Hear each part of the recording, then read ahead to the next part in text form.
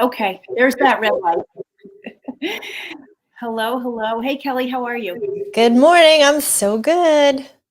It is morning still by you. It's afternoon here because you're in Texas and I'm in New Jersey. And before we jump in, I just want to introduce my dear friend and colleague, Kelly. I feel like there's feedback. Are you hearing feedback? Yes. Okay. What do I do about that? Maybe I'll move my microphone. Is that any better? It is. I It think. is? Oh, keep talking. I unplugged the microphone. Is that any better? I think so. I don't know. I hear something funky. All right. So let me get back to introducing my dear friend and colleague Kelly. We have There known is some feedback still. Liz. What could that be? Is it only when I talk? Yes. Awesome. I love that. All right. Let's see. Am I in here twice? No.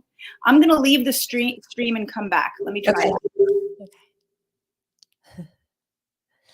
And we are still live. So I'll introduce myself a little bit, but I want to talk more about Linda. So Linda and I have known each other since, I want to say 1992, maybe. So there we go. Hey, You're back. is that any better? No. I don't No. think so, but maybe keep talking, see what happens. Well, the good news is you're going to do most of the talking. So Okay. it won't happen when you talk, but go ahead, whatever you were saying. Sorry. Oh, yeah, I was saying how we met back in like 1992, give or take. And we connected in the fitness, wellness, nutrition industry through founding a school called Exercise Institute back in the day when there was a need for personal trainers. So we were training the trainers. We put over 3,000 people through that program with a 95% passing rate. That was a lot of fun. That was a lot of fun. And so Kelly has been in everything in health and wellness. I'm going to speak quickly so the echoing stops. And she is just really an amazing source for women in all facets. But right now, you're working with women in a lot of capacity, and we wanted to talk about moving from grief to joy. And I'm going to hand it over to you just so that the annoying vibe. Okay. Yeah. So if any of us are breathing, we've been through some grief. We've been through some disappointment, some unmet expectations. Something came along that we just didn't see, whether we were blindsided or maybe it was even a slow fade. Something's happened over a long amount of time. But let's just talk a moment about getting through the grief, and then we'll talk about how do we transition to joy, because it's not all pain and suffering and hardness. There is valleys, but there's also mountaintops. If there's dark, there's also light. So what I find, and I know Linda does such similar work, is that people get stuck or stopped in this grief. And you'll know when they walk in the room where they are, like, ooh, they're really bitter, or ooh, the anger. Like you just feel it on them. You feel that energy.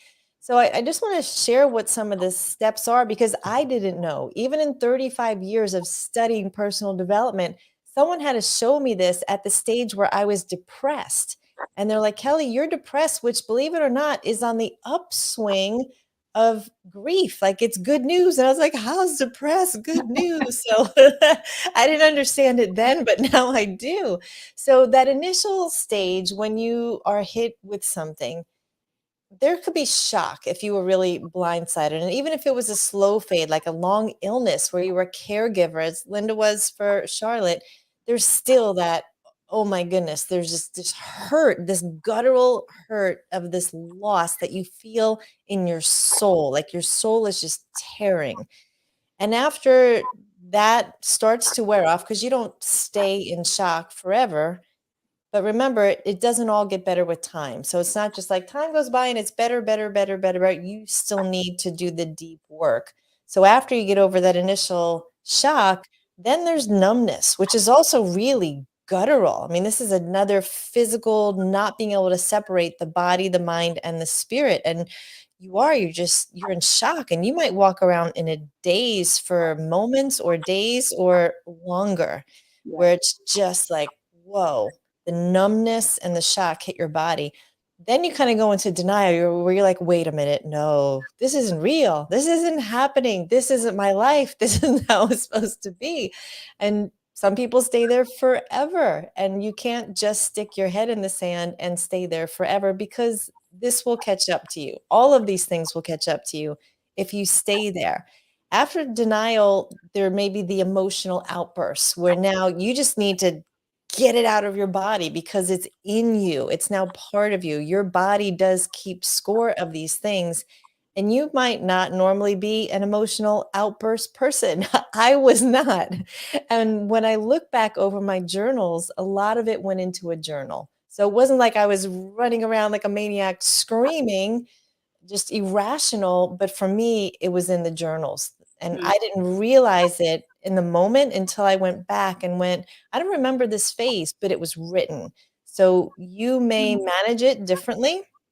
After the emotional outburst, there's anger. And we might think of anger as being bad, but really we're designed to be angry. There's something called enmity, and it's a holy, violent hate. And we're designed to hate what is not good, what is not righteous, what is not God. And the further we get away from that, this hatred rises up in us. And that's why you see when someone, for example, their child commits suicide, they rise up and they wind up doing some suicide awareness or prevention, or someone has cancer and they want to donate money or time to cancer because there's a hate inside you that I hate. You should hate pornography, rape, pedophilia. I mean, there are awful things in the world, and some of us will carry this mantle for that thing because we hate it so much. We do things out of hate or out of love. And it's okay to do things from something you are angry about because of an injustice. So don't, everything isn't bad. There's a use for all of this. After anger comes the fear. And that's where you get in this place where you start to sit with it, and fear means you're starting to think about the future. Like, what is this going to look like? Where do I land? What if this? What about that? And we start getting ahead of ourselves and thinking of things are different. And I don't know what to do with this. And this is out of my comfort zone. And that's when that voice will come in our head and say, you're not enough. You're not good enough. You don't have enough. You're not tall enough. You're not rich enough. You're not young enough. Whatever that not enough is, where the fear comes in. And that's, again, fear comes from that dark voice, that enemy in your head that's saying the things that are not of a good source. After the fear, and again, some people stay there, they live their lives in fear. They get into this small, limited, what they call comfortable life, which truly is a prison. And then from the fear is the searchings. Like, okay, how do I start to figure this out? What could this look like? If I make this decision, if I go this route, I need to start to get in the beginning stages of searching for a new normal. And that's a good thing. That's a good thing. After you start searching, then there's this disorganization like, oh my goodness, so what if, this isn't falling into place, or what if this happens, or if I do this, then oh, there's all these other things. Like it's like if you paint one wall of your house and you're like, well, this doesn't match with that. So you start like, whoa, I made a decision and now there's chaos. But chaos is also good and beautiful. Chaos is a beginning. There's stages to a business. The first stage is chaos. That's normal. You don't start out just running efficiently and everything is smooth and systematic. So disorganization is also okay. And it's hard for some of us who may be hand raising perfectionists, former recovered perfectionists, when things are feeling out of control and disorganized. Because I don't know who's listening, but I, again, also recovered control freak. It's been so nice to release that. But when you like to control things, you can move into the next stage, which is panic. Maybe you never had a panic attack in your life. Maybe you're not normally an anxious person. But I can tell you my big disruptor was a divorce. So my husband, after 25 years, came home and said, my commitment to our marriage is zero. I never had a panic attack in my life, but in 6 months, I ground my teeth down to nothing. I would wake up with the nails in the flesh of my skin from clenching my fists. I would sit at my desk and just gasp for air. I'd wake up out of bed going, rejected, rejected. I mean, I never had a panic attack before, But again, this was just part of it for me. Thankful not to have them anymore. But then there's also the guilt that comes in because maybe you had some part in whatever happened. There's a chance that there's something, it wasn't 100% what happened to you, but what was my part in it, where you really have to hold up that mirror and say, ooh, maybe I did have something to do. Now there are things like car accidents or whatever that you shouldn't carry that guilt, but there are extreme emergencies that happen. So in whatever this grief was, what could you have done differently? Whether you could have or you couldn't have, you might feel like I didn't do everything I could have done, or I could have done something different, or this was somehow my fault. After you get over the guilt, the next phase is the loneliness, where again, there's always, two sides to this. It is good to get alone. It is good to shut the world out. It is good to sit in this, in the depths of your soul, to get that alone time with God, because the world is moving so fast and we can get anything we want at the touch of a button. And sometimes we're getting all this input and then we get confused and we don't know what to do. So some loneliness is good. Take that time, get away, allow yourself to rest. But there's that end of the ditch where you isolate and you really stay in this loneliness and you take it to an extreme. And in the isolation, you are shutting out the world. And that's not how we're designed to live either. You need wise counsel. You need love and connection. You need community. So just balance all of these out, looking at what's good about it. And then, have I taken it too far? Is it time to get out of this loneliness? And I stayed in it for a long, long, long time because I was carrying shame and guilt and feeling like a failure, that my marriage was over.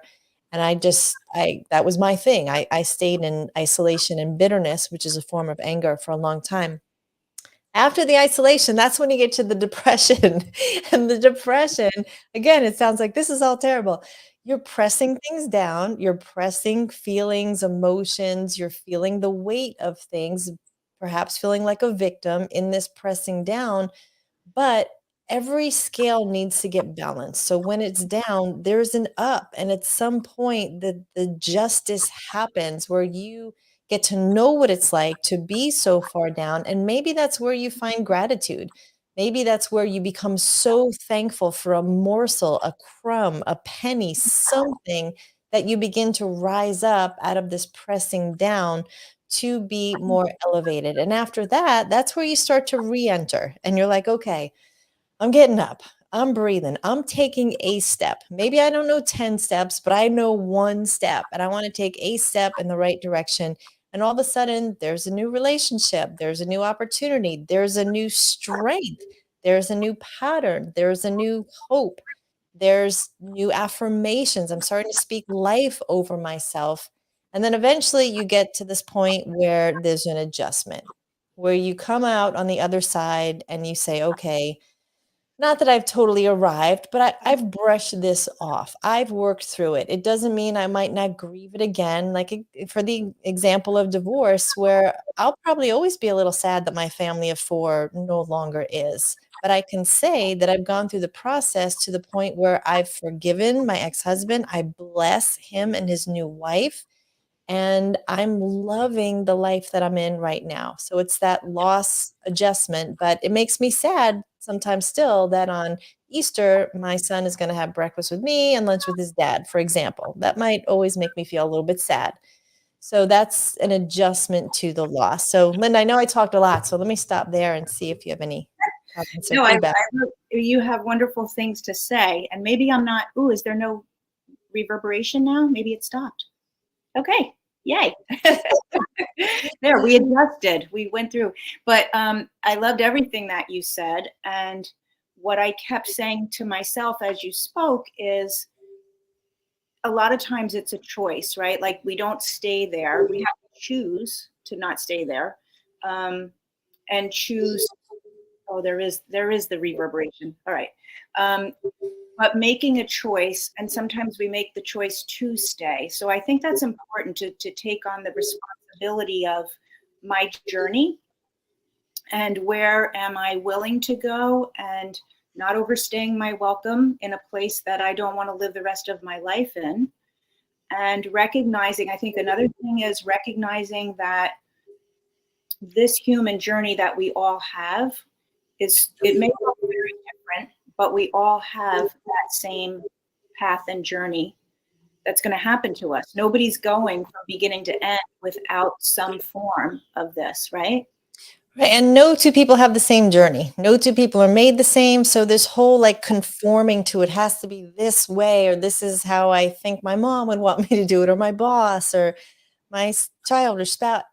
We don't have to do any of that. Like, we're designed to be our authentic selves. And if you look at anyone who's done anything great in the world, they did something outside of the normal path, the normal expectations. So we get to decide. Like, literally, I will pound my chest like, I decide, I decide. I get to decide. And it's a beautiful thing, but people forget because they're so curious or interested in how the world sees them or how they need to be. But it's so freeing when you can really become your authentic self and not conform to what the definition of, I'm divorced, I'm alone, I'm a victim, I'm broken, I'm unworthy, I'm unlovable, or whatever you tell yourself or you think the world is telling you. So you get to be whatever you want. Be a best-selling author, be an inventor, be whatever. Don't be frustrated, confused, don't be stressed, but become who you want to be. Yeah, that's a huge point. I mean, at the beginning of this, I kind of didn't really do the introductions. Hey, Lisa. So my other friend, Lisa McPhee, is listening, saying, yes, be you, you get to be you. So thank you for that, Lisa. I didn't really say in the introductions, but this is an episode of a podcast, and it's called The Unconditioned Life. And it's about that, like releasing the conditioning that we have, the conditioning that our families told us, where society tells us this is what it's supposed to look like as being a woman. This is what it's supposed to look like to be married. Oh, if your marriage didn't last, that means something about you. It's all conditioning. So releasing the conditioning in order to be able to live the life that we want. Exactly. It starts external. First it's the environment, the world, the culture, telling us who we should be. So if we grew up in Poland or the Dominican Republic or Russia, I mean, we would look different just based on our environment, our culture, our spouse, our clothes. I mean, all of that, our religion. So much of religion is geographic. If you were born in India versus, Rome, it's different. So the environment is first, and then it's the behavior. So we can change our environment. We can move. We can change our house. Whatever makes us feel good in our environment. But wherever we go, there we are. So the next thing people try and change is their behavior. Like, I'm going to go on a diet. I'm going to quit smoking. I'm going to, and there's some power there. I mean, that works. We've seen it happen. We're all for it. If you can change your behavior, that is also a catalyst to a healthier environment, which takes you to the next level of yourself, which is your capability. So that is, what do you have? What resources, what brain power? But we're also limited by our capabilities. I mean, if it's just me, if I am all there is, then I can do some, but I'm still kind of limited about who I really can be. Then there's my beliefs, and that's really where everything starts, and the why behind my beliefs. So what I believe is what I think is what I speak, what I speak is what I act on is who I become, and that's the deepest level of the self, which is your identity and how you see yourself. It's your soul. It's who you are from the inside out. And you want that to be authentic. You don't want to be one person on the inside, but show the world something else, and, vice versa. So it's really important that ultimately what's in you is what's going to come out of you. So you want to put good into you. You want good fruit inside of you. So good music, good friends, good light environment, be in nature, all those things, because what's out comes in and what's in comes out. And you might be able to pretend for a while, but when the stress hits, that's when you really see what's inside someone. That's when the truth of who they really are comes out, when things get hard. Absolutely. Yep. Yep. Building that foundation. I just don't even want to talk because of the sound. This is going to be a monologue of Kelli. Okay, well, so let's talk about when we get to that point where now we've adjusted to, okay, something terrible happened and we lost something, But we have a choice, right? We get to go on and we can carry that heaviness and play a victim our whole lives, or we can give ourselves permission because literally I decide, I get to decide what I do with this. Give myself permission to experience joy, to live with joy, to wake up with joy, to have joy exuding out from me, unspeakable. And for me, I didn't have an example of that before. My parents worked very hard, multiple jobs and companies and blue collar, and we never vacation. There was a lot of laughter in my house. So it was something I really had to allow myself and teach myself and surround myself with other people. And I have other friends who they had a great experience with joy. They had great marriages, but then something hard happened and they were able to get the joy back pretty easy because they had a reference. It's like if Yeah. you had a great marriage, but you lost your spouse and you were hungry to have that great marriage again. I've seen that because you know what it looks like. It was modeled for you.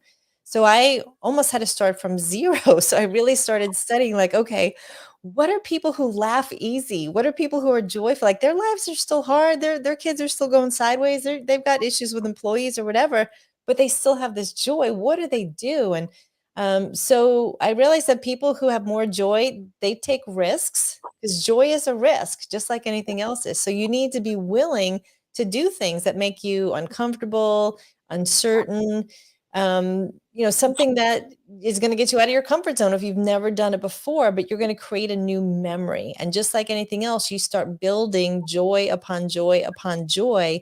And people who have the most joy, they have really good trusted relationships. So that was something that I had. Thankfully, I was just surrounded by incredible, great, high level people.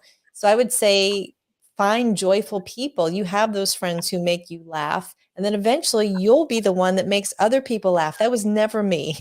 I mean, I laughed so little. I remember one time something struck me as funny and I laughed. And my son, who was probably 11 at the time, goes, "Stop, hold on.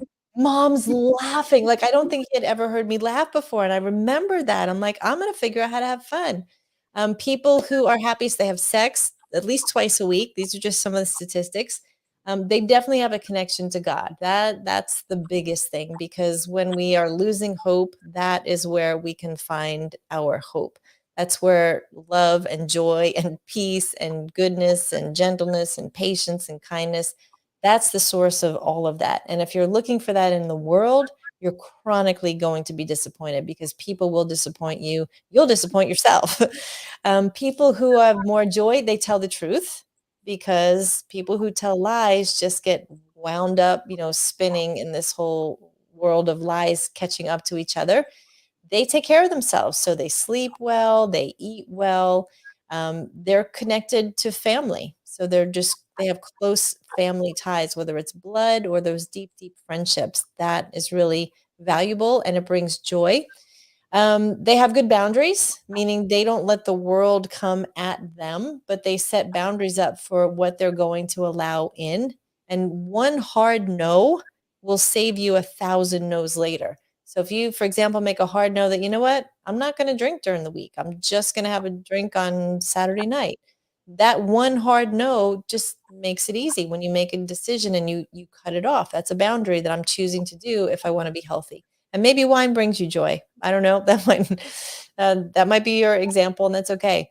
They ask for help, so they don't try and do everything alone. And there's so much beauty in you are ahead of some people in some areas and they ask you for help and it makes you feel good. You're honored when someone asks you to mentor them or give them wisdom.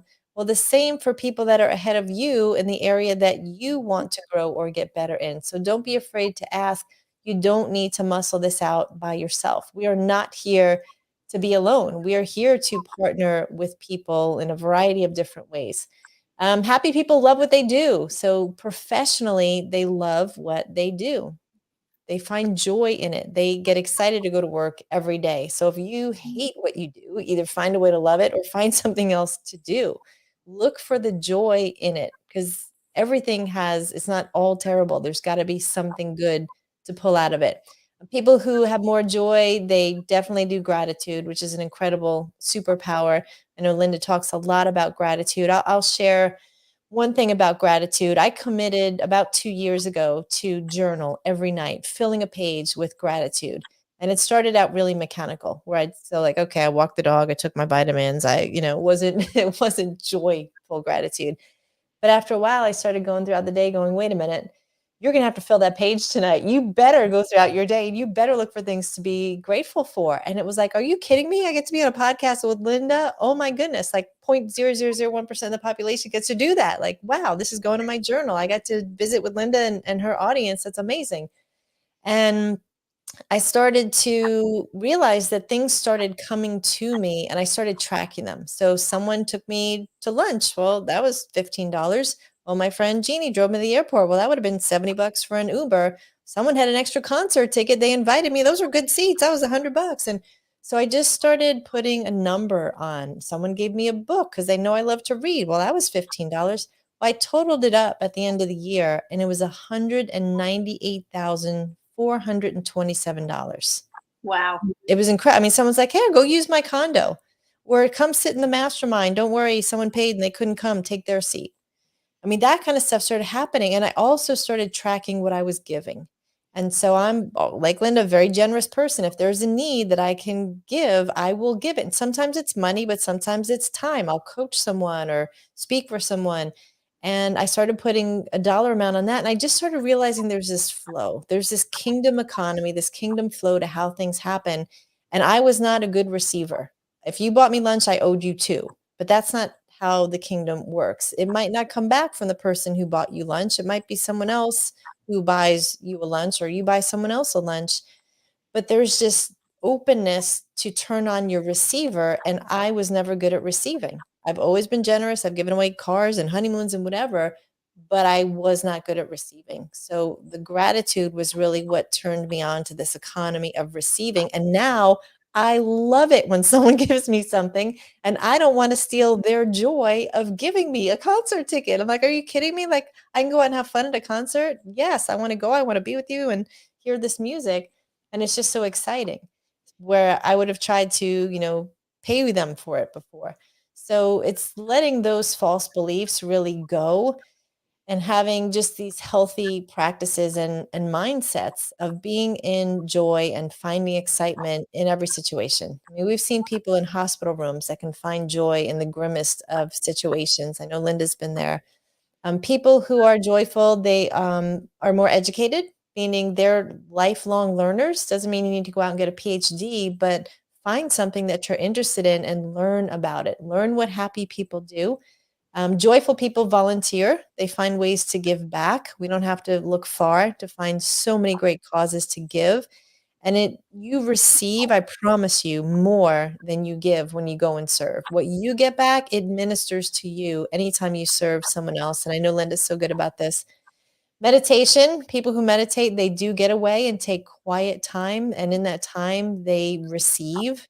It's not, if you come out of meditation with no answers or peace, you were just having a monologue. You were just giving all the information out. But meditation is also about receiving, get in nature, color. I mean, there's so many things that joyful people do. So those are just some, and I don't want to overwhelm, but Linda, I'll stop there for any more comments. Yeah, well, Lisa said, and I'm just going to talk through the reverb if I need to, but Lisa said, love it. I'm learning how to be more comfortable receiving as well. So two things I wanted to comment on from your really, really great list of things to think about. And that giving and receiving, when we block receiving, I love how you said the kingdom economy, right?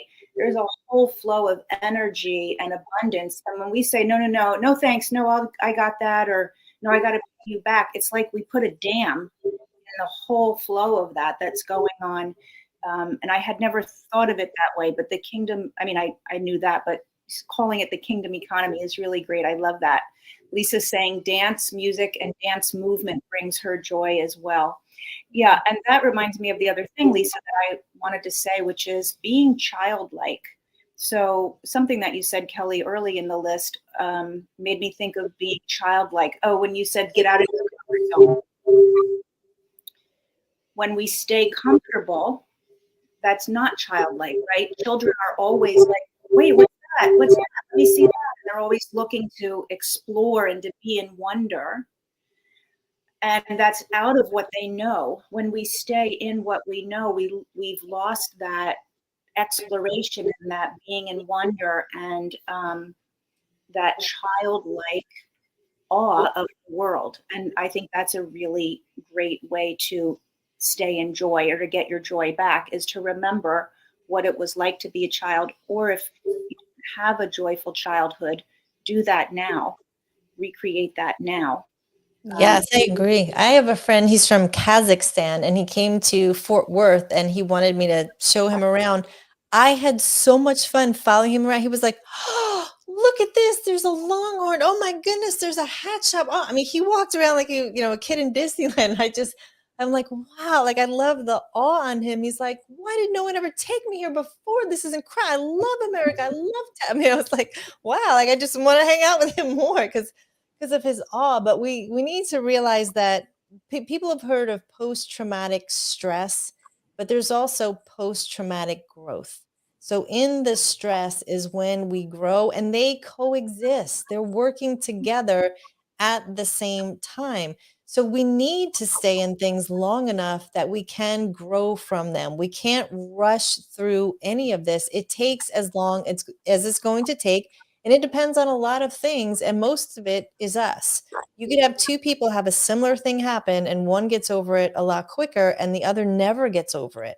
So, what we want to happen is as we become more resilient, when things happen, no matter how bad, we don't fall as long, as deep and hard, as fast. We're able to get back up quicker. So when you've been knocked down 10 times, get up the 11th time.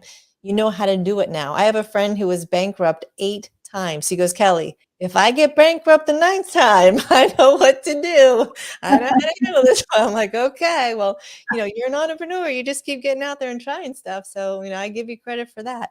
And how many people have rebuilt and then they lost it all, and then they rebuilt and they lost it all. And, each time they can rebuild a little faster. So, I'm hoping nobody's divorced more than one time, 3 times, whatever it's going to take, though. That's what it's going to take for you, because we'll keep going round and round and round and round the mountain until we figure it out.